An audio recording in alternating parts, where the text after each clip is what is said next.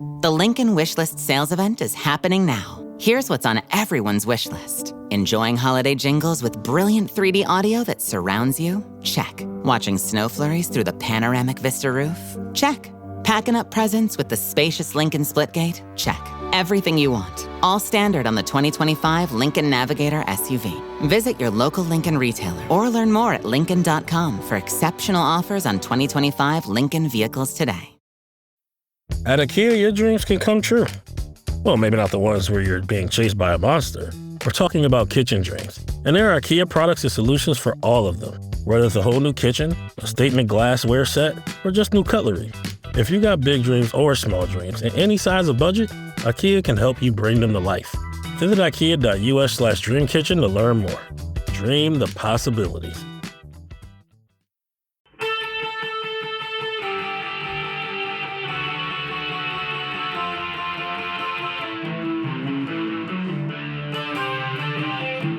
This is the Daily Blast from the New Republic, produced and presented by the DSR Network. I'm your host, Greg Sargent.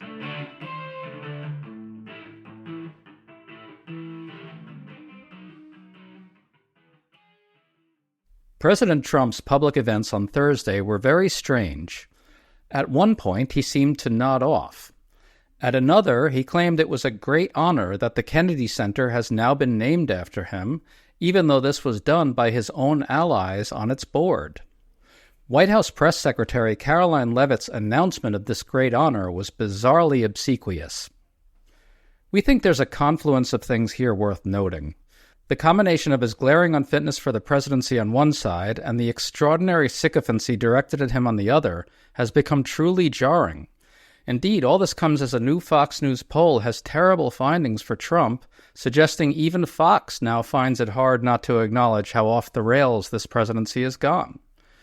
Moira Donegan, a columnist for The Guardian, has a great new piece taking stock of Trump's overall unfitness and worsening decline. So we're parsing through this strange moment with her today. Moira, nice to have you on. Thank you for having me. So Trump's latest public appearances were really bizarre. He was visibly nodding off at one point while people in white coats stood in the background. They were there for a medical event, but the symbolism of it was hard to avoid. And here's what Trump said about the news that the Kennedy Center has now been named the Trump Kennedy Center.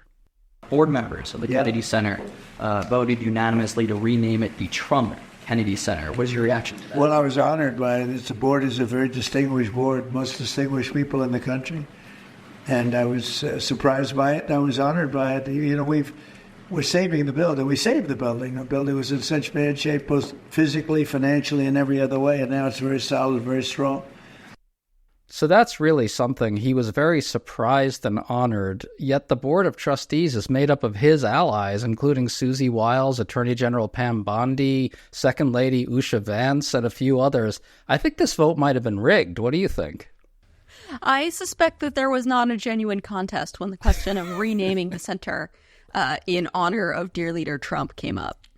Yeah, I mean, I thought that was just remarkable because for him to go out there and just sort of pretend that this was a great honor and he was humbled by it was really, to me, just the most perfect encapsulation of his megalomania I've seen in a while. What did you think of it? Yeah, you know, there's a few of these gestures that the Trump administration has made that clearly seem intended to bolster Trump's ego in part by giving him the trappings of dictatorship, right? A lot of the visuals of dictatorship. I'm thinking of, the deployment of the National Guard to Washington, D.C., where there's a very visible presence, even still, of troops where Trump can see them. I'm thinking of the giant poster of his face that was hung off of the side of the Department of Labor. And I think, adding the word Trump to this very prestigious but not very, politically substantive institution that is the Kennedy Center will now give him another boost, another sense of his own importance. That definitely seems like something that the people around Donald Trump are very eager to assure him of. It does seem like that. And in fact, I want to read from Karoline Leavitt's announcement about this. Quote, I have just been informed that the highly respected board of the Kennedy Center, some of the most successful people from all parts of the world, have just voted unanimously to rename the Kennedy Center the Trump Kennedy Center because of the unbelievable work President Trump has done over the last year in saving the building. Congratulations to President Donald J. Trump. The building will no doubt attain new levels of success and grandeur. Close quote. Moira, she's echoing his language there, using phrases like highly respected and saying Donald J. Trump exactly the way he does it all the time. You know, I don't think it's a coincidence that she's slathering him with this obsequious praise just after he was mercilessly mocked for his terrible speech to the nation the other night. What do you think? Yeah, I think that there is a real sense in Trump world that Trump needs to be bolstered, right? That he needs encouragement or sort of reassurance in public of his importance. There is a sense, I think, definitely in the pundit class and in the Beltway, and I think this is inevitably beginning to penetrate the White House itself, that, Trump is kind of on his way out. And that's partly because of his really cratering poll numbers, even on issues like the economy and immigration that used to be his strongest polling issues. He's now underwater in a lot of these returns. It's about the, Democratic sweep of the special elections in November. It's about the fracturing within his coalition, which has really intensified following the death of Charlie Kirk. And it's about his visible aging, his visible physical decline, which is becoming harder to ignore and really conspicuous after he made such a big deal in the 2024 cycle over the age and, infirmity of President Joe Biden. Well, speaking of the polls, the Fox News poll that came out this week is really striking. I'm just going to read some findings. 72% say economic conditions are not so good or poor. Only 39% approve of his handling of the economy. His approval on tariffs is only 36%. 58% say he's focused on the wrong things. 59% are unhappy with the direction of the country.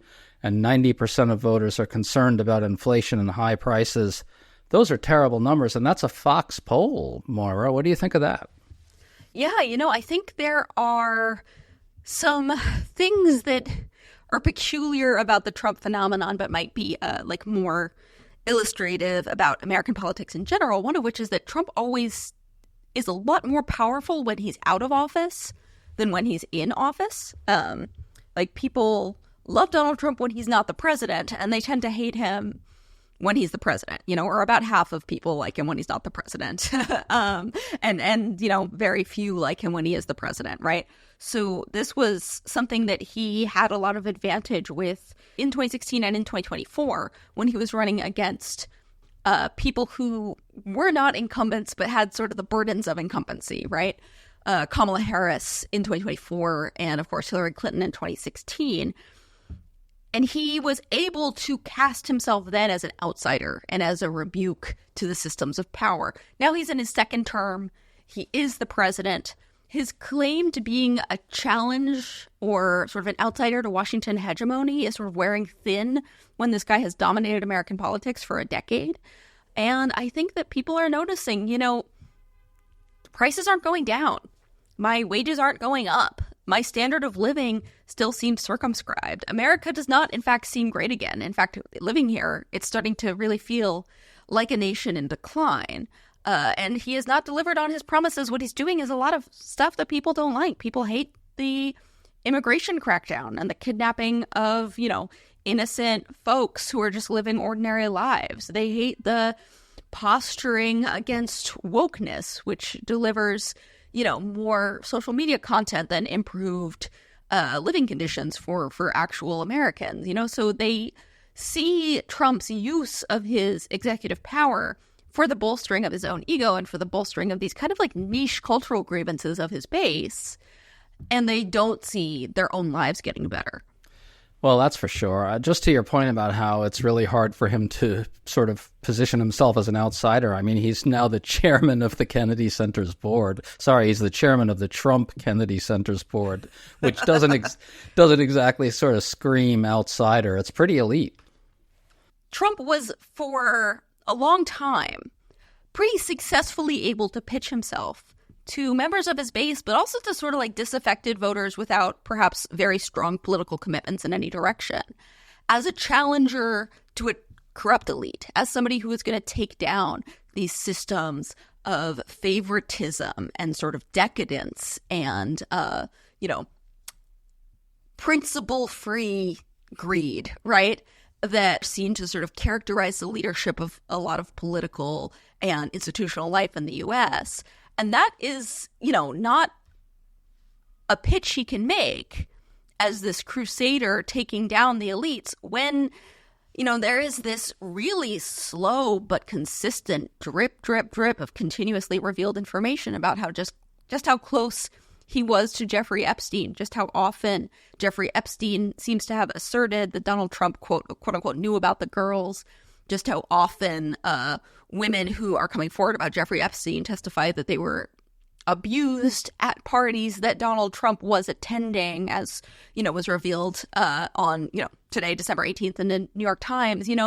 This picture that is emerging after 10 years of Donald Trump at the center of American politics, after, going on now 6 years of national attention paid to the Epstein scandal, it doesn't seem like he's noble outsider challenging these corrupt elites. It seems like he is a corrupt elite, perhaps, the most corrupt elite, the most corrupt and the most elite that Americans get.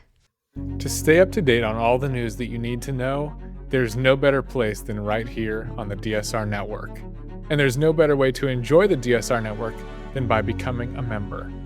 Members enjoy an ad-free listening experience, access to our Discord community, exclusive content, early episode access, and more. Use code DSR2025 for a 25% off discount on sign up at thedsrnetwork.com/buy. That's code DSR2025 at thedsrnetwork.com/buy. Thank you and enjoy the show.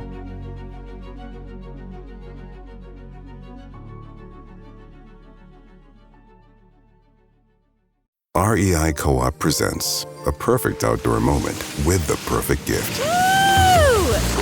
Picture this. You're ripping with your favorite person. Bluebird skies, blower powder, and frankly, you're skiing like legends. So sick. Another lap? Thanks to REI's curation, from lid to sticks, you nailed the gift. No way. How'd you know? Does it get more perfect than that? Give without guessing. Shop in store or visit rei.com. Shopify's point-of-sale system helps you sell at every stage of your business. Need a fast and secure way to take payments in person? We've got you covered. How about card readers you can rely on anywhere you sell? Thanks. Have a good one. Yep, that too. Want one place to manage all your online and in-person sales? That's kind of our thing. Wherever you sell, businesses that grow with Shopify. Sign up for your $1 a month trial at shopify.com/Spotify. Shopify.com/Spotify. Yeah, he's probably the most corrupt member of the elite of modern times, I would say. I think it would be hard to come up with someone who contests him in that regard. I want to highlight another number from the Fox poll because it's very heartening. A 53% majority opposes the U.S. military using deadly force against Venezuelan quote-unquote drug trafficking boats. That's up from 47% last month. To your point about Trump's longtime ability to sell himself as a foil to the elites, as a traitor to the elite class, as it were, this is really part of it, right? His mystique was long sort of fortified by his willingness to say that the Iraq war was a disaster, right? So he was not just taking on financial elites, but also taking on the whole defense establishment in D.C., the swamp, as it were. Now we've got a Fox poll finding that a majority doesn't think he should use deadly force against these boats, the bombings. I think that suggests two things. One, a lot of voters just know he's fundamentally unfit to be making these national security decisions. But on the other, to your broader point here, he's become kind of a member of the blob, the foreign policy blob, who's, at risk of getting us involved in foreign entanglements. The whole mystique seems to be imploding. Yeah, I mean, I think in his 2016 primary run, his willingness to contradict the party doctrine and say that the invasion of Iraq in 2003 was, a catastrophic mistake, that lent him a lot of credibility. It seemed like he was sort of clear-eyed, or at least more willing to be honest with the American people. Perhaps on that issue, if maybe not on some others. And that did give him a lot of credibility, right? And he really understood popular sentiment, right? What Donald Trump's great gift is, he's quite funny, for one thing, but he also has a great sense, or used to have a great sense, of how to wield grievance, right? He used to know what pissed people off, or what they found annoying, or what they found entitled, and be able to wield that to his own purposes. Now he's way more out of touch, right? He is pursuing a needless war of regime change, kind of because it seems like he needs his poll numbers up, and he's doing what a lot of, aspiring and actual authoritarians do, which when they're losing power domestically, which is try to win what they are being told will be a quick and speedily triumphant foreign war, right? And the public opposes just the bombings, never mind a land invasion or whatever the hell he thinks he's planning. Yeah, there's absolutely no appetite for a regime change war, right? And they are not making really any effort to persuade the public or manufacture consent for such, right? So true. And there's also a sense that the Defense Department in particular, but like sort of the State Department as well, and then the foreign policy apparatus, is very chaotic under Donald Trump. He seems to be handing Vladimir Putin a victory in Ukraine in a kind of like needless or like a little bit premature or somewhat bullying way. He's not delivering, as he promised he would, a meaningful resolution to the Israeli war in Gaza. And now he seems to be picking a fight and committing murder, or allowing his underlings to commit murder, which brings me to my other point, which is it's not actually clear that Donald Trump is making or approving these decisions, right? He's kind of absent from actual presidential leadership, and he has appointed these people who are zealots and conspiracy theorists and drunks and sort of uniformly quite reckless to make decisions for him. And that's another source of the disapproval, I think, is this notion that, tremendous power has been invested in the executive. Trump's theory of executive power is even more expansive. But the actual executive seems kind of absent. He seems pretty out to lunch. And I do think it's heartening that a majority opposes the bombings, because really strongly suggests that the emperor is very naked right now. I want to talk about your great piece. You drew this really interesting connection between the appearance of Trump's physical weakness and also his political weakness, that one feeds off the other in a sense. Can you kind of walk us through the bullet points on what's happening in terms of his physical and mental decline? Like, just give us the case. Yeah, so I think any discussion of this needs to begin with the disclaimer that we don't know what's going on with Donald Trump's health, right? And I can't diagnose him from here. I'm not a doctor, and I'm also not in the room with the guy. I will say we can't speak authoritatively about what's going on with Donald Trump's health, partly because the administration and Donald Trump's, doctors and representatives are giving very little information about his health, and what they are giving is not entirely credible, right?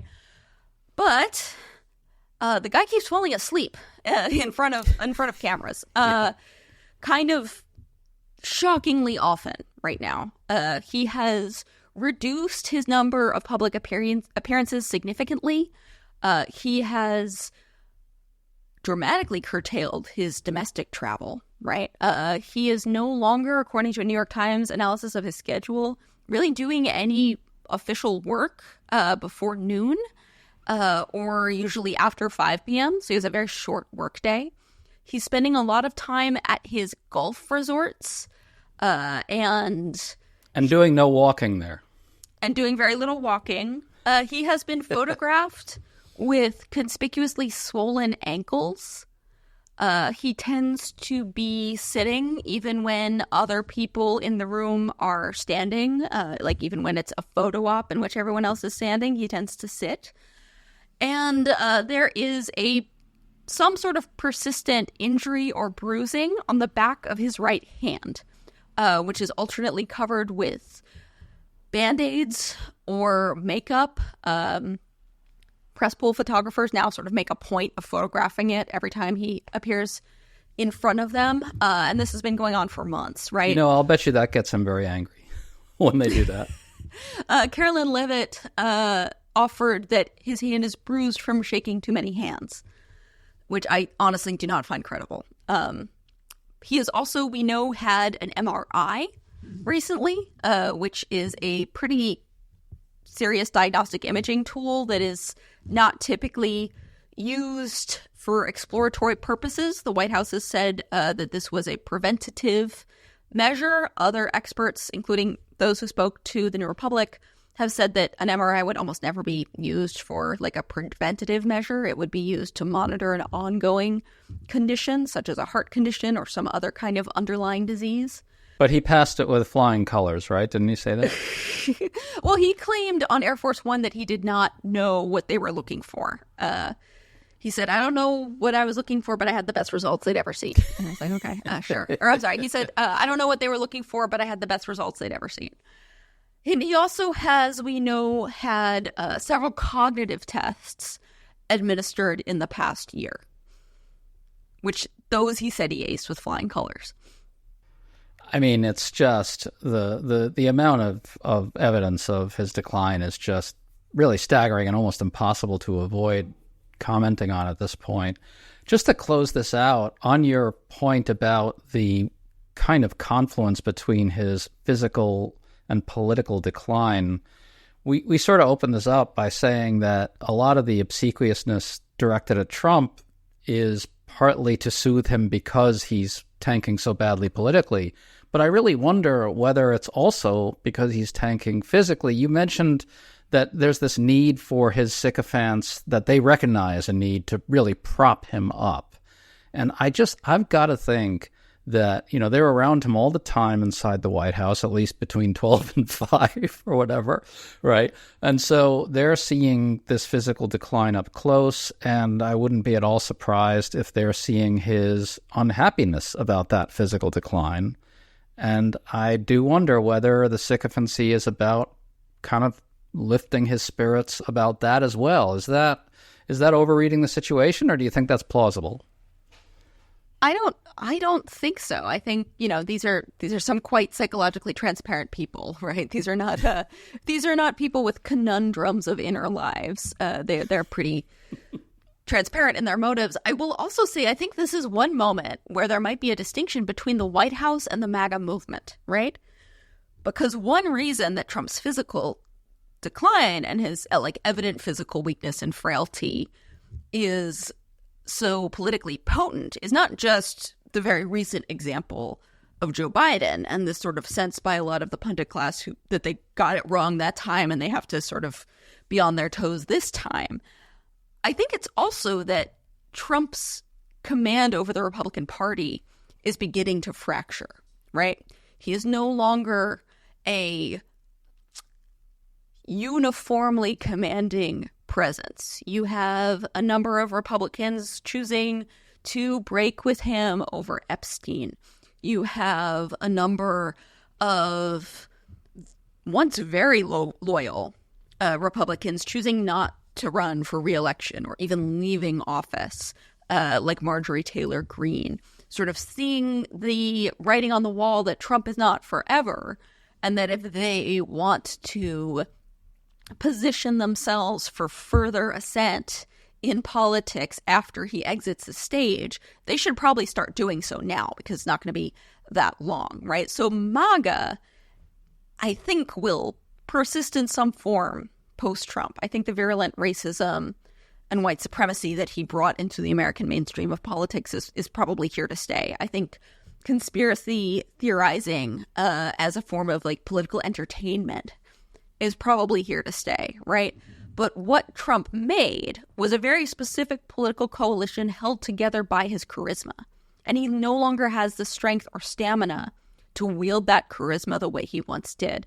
And we're starting to see the effects of what happens when Donald Trump can no longer have the Trump effect on the Republican Party. And just to bring it back to that brutal Fox News poll, that really, I think, underscores the fracturing of the MAGA coalition in a major way. It's really falling apart, or at least deteriorating pretty substantially.